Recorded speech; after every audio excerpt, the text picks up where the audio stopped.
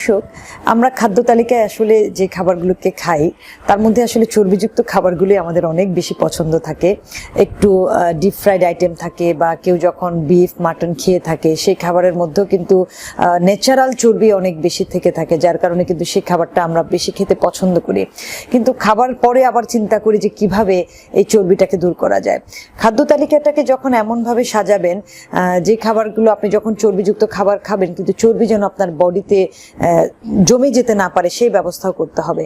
সেরকম অনেক খাবারও কিন্তু আমাদের প্রকৃতিতে আছে, বিশেষ করে যাদের খাদ্য তালিকায় প্রচুর পরিমাণে ফাইবার থাকে। যেমন আপনি আজকে গরু মাংস খেলেন বা খাসির মাংস দিয়ে আপনি একটা রান্না করা হলো সেটা খেলেন, গরুর মাংসটাই যদি আপনি টক দই বা সিরকা দিয়ে রান্না করা হয় তাতে কিন্তু তার ফ্যাটের পরিমাণ কমে যায় এবং আপনি কুকিং অয়েলটাকে ইউজ করবেন না। যেদিন আপনি গরু মাংস খাবেন প্রচুর পরিমাণে সালাদ খাবেন এবং হাই ফাইবার যুক্ত অর্থাৎ শাক এবং সবজি এটা তো থাকবে, কাঁচা আপনার হলো সালাদটাকে রাখবেন, তাহলে ফাইবার আপনার শরীরে কিন্তু চর্বিটাকে জমতে দিবে না। খাবারের পরে আপনি গরম পানি খাওয়ার প্র্যাকটিস করবেন, অর্থাৎ লেবু দিয়ে গরম পানিও খেতে পারেন, নর্মাল গরম পানি আপনি খেতে পারেন।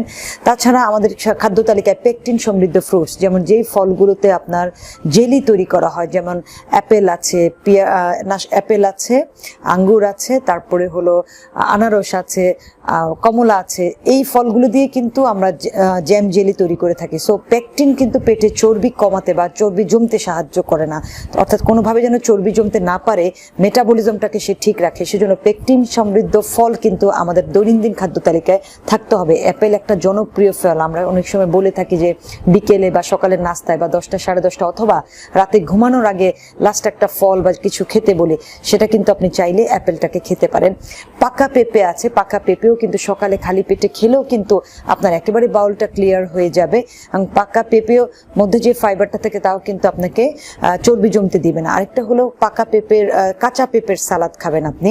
যখন এই ধরনের গুরুপাক খাবার খাবেন তখন কিন্তু কাঁচা পেঁপের সালাদটা আপনার খাদ্য তালিকায় রাখবেন। কয়েক রকমের ফল মিক্সড করে তার সাথে শসা দিয়েও আপনি সালাদ তৈরি করে খেতে পারেন। টক দইটা আপনি বোরহানি করে বা টক দইটা শুধুমাত্র জিরা মিক্সড করে অথবা গোলমরিচ মিক্সড করে কিন্তু আপনার খাদ্য তালিকায় রেগুলার আপনি যদি 1 থেকে 2 বার করে খান তাও কিন্তু আপনার বডিতে ফ্যাট জমতে সাহায্য করবে না। এই খাবারগুলো চেষ্টা করতে হবে উইকলি 3 to 4 টাইমস আপনার খাদ্য তালিকায় রাখার জন্য, তাহলেই দেখবেন আপনার শরীরে কোনো ধরনের ফ্যাট জমবে না। তার পাশাপাশি তো আপনাকে হাঁটাহাঁটি সবকিছু এটাকে মেনটেন করেই যেতে হবে।